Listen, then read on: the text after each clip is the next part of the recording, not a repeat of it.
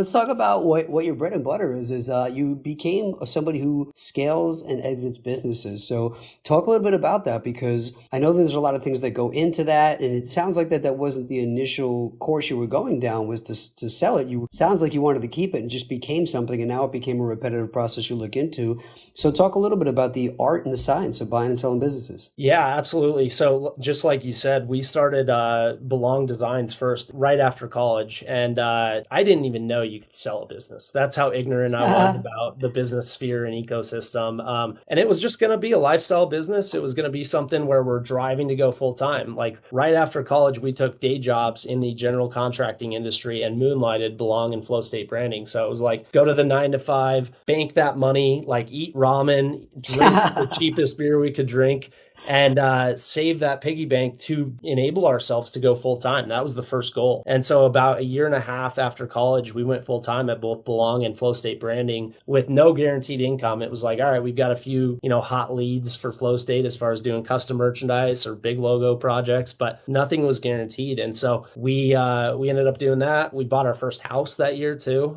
Thankfully, one of my business partners, his parents co-signed on the house, but it was a great investment. We were able to actually cut what we were paying in rent and have it in mortgage and know that we were going to sell that in 2 years of us living in it. Had a buddy move in, was able to subsidize rent as well. So we were able to kind of move things around. But as far as starting those businesses, we started Belong Designs, then started Flow State Branding because we went to GoPro Games and X Games, had 10 by 10 booths, and had companies like iHeartRadio or OtterBox or Subaru come by, and they're like, hey, the quality of your fabric is really cool. Like we were doing custom cut and sew merchandise overseas, and we developed our own fabrics just with the engineering mind. And so they'd come by, and as to not mud the brand, we're like, we should spin off a private label branding agency and do custom merchandise. And so that's kind of how that got started. And then, we went full time, like I said. And then in between there, I also started a bamboo sunglasses company. I was going online and I was like, why are these like $300 or $200? Like, I know these can be made cheaper. And that was just a pet project. I literally found my manufacturer overseas, got really good lenses in there. They were Zeiss lenses, and ended up monetizing that and grew that on the side. That was my first exit, very small, like I mentioned, pre-call. That was mid 5 figures, sold it on the Shopify marketplace.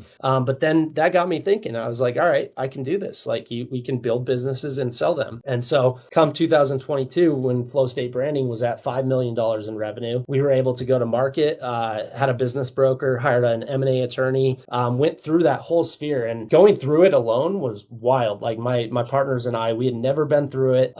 We had to interview, I don't know, probably 10 M&A brokers, 10 M&A attorneys, pick the best ones we thought were going to be good. But going through that process, we felt alone. And we had mentors, but not all mentors are skilled in M&A. And so going through that, it was a lonely process. And talking to all these buyers, we identified it was pretty sharky. We had one deal come across our desk that was for $5 million to buy our business for the same amount of revenue. And it wasn't trading on EBITDA, which is net profit. And it looked great on paper. We were about to ink the deal, and our M&A attorney was like, hey, have you guys read the LOI? And we're like, no. They wanted us to front like $1 million for them to go get the loan. So they wanted us to front a down deposit. And the M&A attorney's like, nope, you're not doing that. And so we just realized I had probably 40 conversations, maybe 60 with buyers over a year when we were going to market. And I realized it's a dog eat dog world out there, and not having someone in your back corner that only wants the best for you is lonely. And so after selling Flow State Branding, I had a big affiliation for helping founders navigate that space of exiting. And so hence why we're here today, started Volare AI, which is a company where we help founders, whether they want to achieve growth or they want to scale and exit, or all the in between. And we only hire ex-entrepreneurs that have scaled and exited a successful business. And right now we've got 3 amazing founding advisors, and we'll be hiring 4 more in May and then 6 more in September.